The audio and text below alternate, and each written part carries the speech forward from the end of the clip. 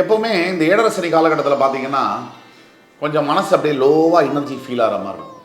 இது வந்து இயல்பு. நீங்கள் என்ன தான் சரியான முடிவை லைஃப்பில் எடுத்தாலும் வெளிப்புறத்துலேருந்து உங்களை சுற்றி இருக்கக்கூடியவர்கள் உங்கள் மனசை வந்து குழப்பிக்கிட்டே இருப்பாங்க. கணவன் மனைவிக்குள்ளே கொஞ்சம் விட்டு கொடுத்து போகணும், ஸ்டேபிளாக தான் போகும். இப்போ பெரிய பிரச்சனையெல்லாம் வராது. அந்த தைரியத்தோடு நீங்கள் இருக்கலாம். என்னதான் நீங்கள் வந்து சில விஷயங்களில் வந்து இல்லை நம்ம ஈஸியாக ஒரு விஷயத்தை செய்ய முடியும், ஜெயிக்க முடியும், அங்கே கூட நமக்கு ஃபெயிலியர் ஏற்படுது அப்படிங்கிற எண்ணங்கள் இருந்தாலும் உங்களால் ஜெயிக்க முடியும். அல்டிமேட்டாக ரிசல்ட்டு உங்களுக்கு ஃபேவரபுளாக தான் இருக்கும். இதில் உங்களுக்கு சந்தேகம் தேவையில்லை. பரிகாரங்கள் அப்படின்னு மேஷராசிக்கு சொல்கிறோம்னா, வணக்கம். வக்ரதுண்ட மகாகாய சூரியகோடி சமப்பிரபக அவிக்னம் குருமே தேவ சர்வகாரியேஷு சர்வதா.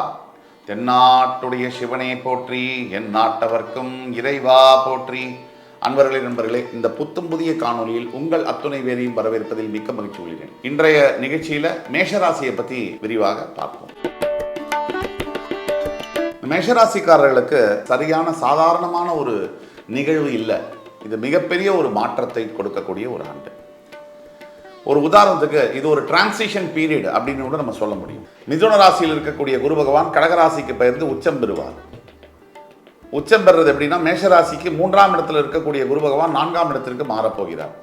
இந்த பலன்களும் சேர்த்து வரப்போகிறது. இந்த மேஷராசி நண்பர்களுக்கு இந்த பலன்கள் எப்படி இருக்கும் அப்படின்னு நம்ம பார்த்தோம்னா, இது ஒரு மேஜர் ஒரு பிளானட்டரி ஷிஃப்ட். இது அதாவது 12ஆம் பாவத்தில் சனி வந்தடைந்து விட்டார். மார்ச் 6ஆம் தேதியே வந்தடைந்துட்டார். அது அப்புறம் வந்து சனி சூரியன் செவ்வாய் புதன் இணைவு இந்த ஆண்டு தொடக்கத்திலேயே அவங்களுக்கு ஆரம்பிக்குது. இதெல்லாம் பார்த்தீங்கன்னா மேஷராசிக்கு என்ன மாதிரியான பலன்களை கொடுக்க போகுது? மேஷராசிக்கு பொதுவாக சனி பகவானுடைய பயிற்சியின் காரணமாக, ஏழரை சனி விரய சனியின் காரணமாக சற்று மன அழுத்தம் என்பது இருந்துகிட்டே தான் இருக்குது. அதில் ஒன்றும் குழப்பங்கள் இல்லை. மன டிப்ரெஷன், எமோஷனல் டிப்ரெஷன் என்பது இருந்துகிட்டே தான் இருக்குது. இதனால் வந்து எந்த ஒரு வேலையும் கவனமாக ஒரு ஃபோக்கஸ் பண்ணி எப்போவுமே உங்களால் செய்ய முடிஞ்ச நேரத்தில், இந்த நேரத்தில் இந்த ஃபோக்கஸை வந்து உங்களால் பண்ண முடியாமல் கொஞ்சம் அவஸ்தைகள் இருக்கும், கொஞ்சம் தடுமாற்றங்கள் இருக்கும். இது வந்து நார்மலாக, இதை பற்றி பயப்பட வேணாம். இந்த தடுமாற்றங்கள் இருக்கே, இப்படி இருக்கேன்னு சொல்லி பயப்பட வேண்டாம். இது நார்மல் தான். நீங்கள் எடுக்கக்கூடிய விஷயங்களில் சில உங்களுடைய ஏற்கனவே இருக்கக்கூடிய புத்தி கூர்மையை யூஸ் பண்ணி தான் எடுப்பீங்க டிசிஷன்ஸு. இருந்தாலும் அதில் தப்பு வரக்கூடிய காரணங்கள் இருக்குது, வெளியிலேருந்து வரக்கூடிய பிரச்சனைகள் இருக்குது. நீங்கள் என்ன தான் சரியான முடிவை லைஃப்பில் எடுத்தாலும் வெளிப்புறத்துலேருந்து உங்களை சுற்றி இருக்கக்கூடியவர்கள் உங்கள் மனசை வந்து குழப்பிக்கிட்டே இருப்பாங்க. இங்கே தான் நீங்கள் கவனமாக இருக்கணும். கொஞ்சம் கன்ஃபியூஸ் ஆகாமல் தைரியமாக, திடகாத்திரமாக, மன நிம்மதியோட, அழுத்தத்தோடு இருக்கணும். இதுதான் ரொம்ப முக்கியம். மனசில் எந்தவித தேவையில்லாத எண்ணங்களை நீங்கள் உள்ளே புகுத்தாமல் காப்பாற்றிக்கிறது உங்களுடைய வேலை. எப்போவுமே இந்த ஏழரை சனி காலகட்டத்தில் பார்த்தீங்கன்னா கொஞ்சம் மனசு அப்படியே லோவாக எனர்ஜி ஃபீல் ஆகிற மாதிரி இருக்கும். இது வந்து இயல்பு. சில சமயங்களில் நம்ம எப்போவுமே இயல்பாக இருக்கக்கூடிய விஷயங்கள் கொஞ்சம் விலகி மாறினாலும் கூட நமக்கு ஒரு பயம் வரும். அந்த பயமெல்லாம் உங்களுக்கு இப்போ தேவையில்லை. என்னதான் இப்போ வந்து உங்களுக்கு பின்தங்கிய நிலைமையில் சில தோல்விகளை சந்தித்தாலும் கூட, என்னதான் நீங்கள் வந்து சில விஷயங்களில் வந்து இல்லை நம்ம ஈஸியாக ஒரு விஷயத்தை செய்ய முடியும், ஜெயிக்க முடியும், அங்கே கூட நமக்கு ஃபெயிலியர் ஏற்படுது அப்படிங்கிற எண்ணங்கள் இருந்தாலும் உங்களால் ஜெயிக்க முடியும். அல்டிமேட்டாக ரிசல்ட்டு உங்களுக்கு ஃபேவரபுளாக தான் இருக்கும். இதில் உங்களுக்கு சந்தேகம் தேவையில்லை. அப்புறம் சனியும் செவ்வாயும் கூடக்கூடிய காலகட்டங்கள் ஏப்ரல் மாதத்தில் இருக்குது. அந்த காலகட்டங்களில் ரொம்ப கவனமாகவும் இருக்கணும். எப்படின்னா, இப்போது எல்லாரோட நம்மளோட வாழ்க்கையிலையும் நல்ல நேரமும் உண்டு, கெட்ட நேரமும் உண்டு. இது கலந்தது தான் வாழ்க்கை. இந்த மாதிரி நேரங்களில் நம்ம சம்பந்தப்படாத விஷயங்களில் நம்மளை உள்ளே இழுத்து போடுறதும், நம்ம சம்மந்தப்படாத விஷயங்களில் ஆர்கியூமெண்ட்ஸு, வம்பு வழக்கை நம்ம வாதாடுறதை கிளப்பி விட்டு அது மூலிமா புது பிரச்சனை, இப்போ ஏற்கனவே இருக்கக்கூடிய பிரச்சனைகள் பலசு இருக்குது, ஆனால் புதுசாக ஒரு பிரச்சனையை கிளப்பி அந்த பிரச்சனையை பெருசாக்கி இருக்கிற பிரச்சனை ஒன்றுமே இல்லைங்கிற அளவுக்கு கொண்டு விட்டுருது. இது சனியுடைய காரகத்துவம். இது அப்போ நம்ம தான் ஜாக்கிரதையாக இருக்கணும். தேவையில்லாத வம்பு வழக்குகளில் ஈடுபட கூடவே கூடாது. இப்போ என்ன நம்ம பார்த்துக்கணும் அப்படின்னா, மேஷராசிக்காரங்களுக்கு ஏற்கனவே கொஞ்சம் கோபம் மேஷராசிக்காரங்களுக்கு சில பேர்களுக்கு அதிகமாக வரும். தவிர அந்த ஃப்ரஸ்ட்ரேஷன், அதாவது ஒரு வெறுப்புத்தன்மை இருக்கும். என்னடா இது வாழ்க்கை, எப்போ பாரு ஜோதிடமும் சொல்கிறாங்க, எல்லா சேனல்லையும் சொல்கிறாங்க, ஆனால் நமக்கு நல்லதுன்றது ஒன்று நடக்கவே நடக்காதா அப்படின்ற ஒரு எண்ணம் வந்து மேஷத்துக்கு இருக்கும். அப்படி எதுவுமே இல்லை. 12 ராசிக்காரர்களுக்குமே அந்த எண்ணம் இருக்குது. ஆனாலுமே சரியான காலங்கள் வரும்போது தான் நம்முடைய வாழ்க்கையில் திருப்பங்களும் நடக்கும். ஸோ நமக்கு டைம் வரணும்னா நம்ம வெயிட் பண்ணணும். இப்போது நமக்கு சரியாக பார்த்தீங்கன்னு சொன்னால் கும்பத்தில் ராகு, அதாவது 11ஆம் வீட்டில் ராகு, 12ல் சனி, 3ல் குரு, 5ல் கேது. இந்த கிரகங்கள் தான் ரொம்ப முக்கியமான கிரகங்கள். 5ல் கேது இருக்கும் போதே பல பிரச்சனைகள் வரும். இந்த மாதிரி காலகட்டங்களில் வேலை செய்கிற இடத்துல எப்படி தெரியுமா இருக்கும்? சாதாரணமாகவே எந்த ஒரு மேனேஜருக்குமே தான் கீழே ஒர்க் பண்ணுறவங்கள கொஞ்சம் கீழே வச்சுக்கணும் அப்படிங்கிற எண்ணம் இருக்கும். அது ஹியூமனிட்டி, கண்ட்ரோல் இருக்கணும்னு நினச்சி பண்ணுவாங்க. நாம் எப்படின்னா நல்லபடியாக சொன்னால் நம்ம கேட்டுப்போம். நமக்கு வந்து கொஞ்சம் அதிகார துவனியோடு சொன்னால் நமக்கு கொஞ்சம் கேட்க பிடிக்காது மேஷராசிக்கு. அப்போ மேனேஜர்கிட்ட அதிகமான ப்ரெஷர் இருக்கும். இப்போ வேலை ப்ரெஷர், ஜாப் ப்ரெஷர் ரொம்ப அதிகமாக இருக்கும். இந்த மாதிரி காலகட்டங்களில் மேனேஜரை வந்து முறைக்கிறதோ இல்லை வேறு வேலை தேடுறேன்னு சொல்லி ட்ரை பண்ணுறதோ இந்த ஏழரை சனி காலகட்டத்தில் இதெல்லாம் நம்ம செய்யவே கூடாது. இதெல்லாம் மிகப்பெரிய தவறு.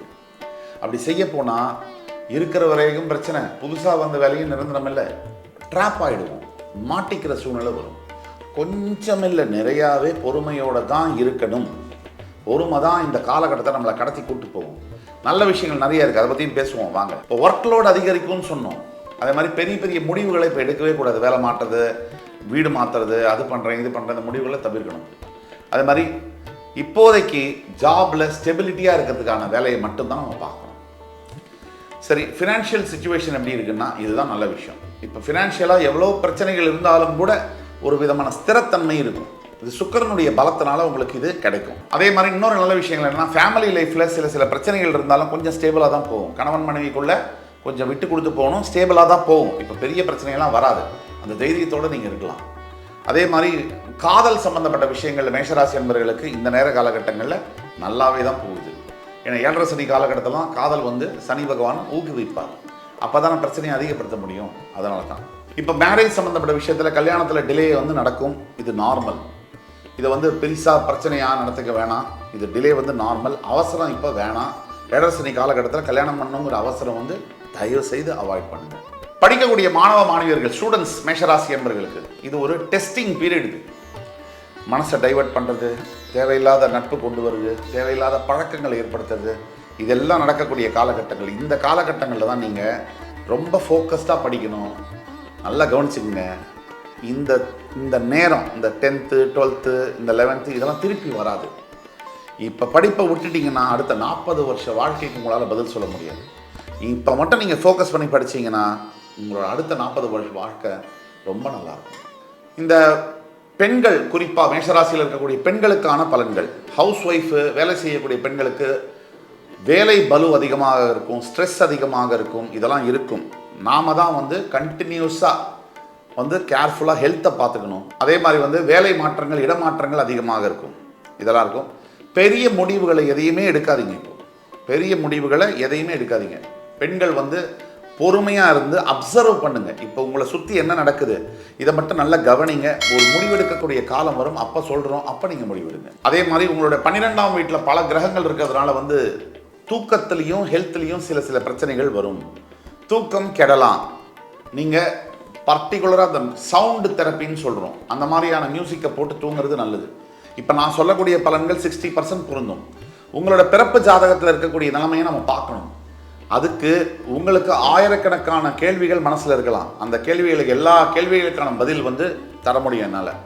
நீங்கள் எங்களுடைய சேனலை தொடர்பு கொண்டு, இந்த ஃபோன் கீழே கொடுக்குள்ள வாட்ஸ்அப் நம்பரில் தொடர்பு கொண்டு பேசும்போது உங்களுக்கான ஆன்லைன் அப்பாயின்மெண்ட் ஃபிக்ஸ் பண்ணி இல்லை நேரில் அப்பாயின்மெண்ட் ஃபிக்ஸ் பண்ணி உங்களுக்கான பதில்களை துல்லியமாக தர முடியும். அது பிரகாரம் நீங்கள் பண்ணிங்கன்னா இன்னும் வந்து 100% எஃபெக்ட் வந்து கண்டிப்பாக இருக்கும். இப்போ ஹெல்த்தில் பார்த்தீங்கன்னா பிபியில், அதே மாதிரி வந்து நான் சொன்னேன் தூக்க தொந்தரவுகள், ஸ்ட்ரெஸ்ஸு மற்றும் வந்து சின்ன விபத்துகள், காலை தடுக்கிறது, இது மாதிரிலாம் நடக்கலாம். இதிலலாம் நீங்கள் கவனமாக இருக்கணும். எந்த இடம் போகிறதுனாலும் கொஞ்சம் கவனமாக எதை எடுத்துகிட்டு போகிறோம், எதை கொண்டு வரோம்னு கவனமாக பார்க்கணும். நிதானத்தோடு செயல்படுங்க. மேஷராசி அன்பர்களே, உங்களுக்கு பிறகு உங்கள்கிட்ட பெக் பண்ணி ப்ளீடு பண்ணி கேட்குறது, நிதானத்தோடு செயல்படுங்க. அவசரப்பட்டு மூவ் பண்ணாதீங்க. எதுலேயுமே காமாக இருங்க. அதே மாதிரி தொடர்ந்து இறை வழிபாடு, இறை தொண்டுகள், தர்ம காரியங்கள், உங்களால் முடிஞ்ச ஹெல்ப் மற்றவங்களுக்கு பண்ணிக்கிட்டே இருங்க. ஒரே ஒரு விஷயத்தில் சொல்லணும்னா, இந்த வீடியோ உங்களுக்கு யூஸ்ஃபுல்லாக இருந்ததுன்னா உங்களோட ஃபேமிலி, ஃப்ரெண்ட்ஸ், ரிலேட்டிவ்ஸுக்கு ஷேர் பண்ணுங்கள். அதே மாதிரி பரிகாரங்கள் அப்படின்னு மேஷராசிக்கு சொல்கிறோம்னா லக்ஷ்மி நரசிம்ம பெருமான் அவரை நீங்கள் வழிபடுறதும் கல்லுப்பு தானமாக கொடுக்கறதும் மிகப்பெரிய பரிகாரமாக இருக்கும். திருச்செந்தூரில் இருக்கக்கூடிய சிவசுப்பிரமணிய சுவாமி முருகப்பெருமானை ஒரு தடவை போய் நேரில் முடிஞ்சால் தரிசனம் பண்ணிட்டு வந்தீங்கன்னா உங்கள் வாழ்க்கையில் எப்பேற்பட்ட சவால்களும் விலகும், வெற்றி நிச்சயம் கிடைக்கும். மேஷராசி என்பர்களே, இந்த வீடியோ கண்டிப்பாக உங்களுக்கு பிடிச்சிருக்கும். அடுத்து வரும் காணொலியில் மறுபடியும் உங்களை எல்லோரையும் சந்திக்கும் வரை உங்களிடமிருந்து விடைபெறுவது உங்கள் சுபாஷ் பாலகிருஷ்ணன். நன்றி, வணக்கம், வாழ்க வளமுடன்.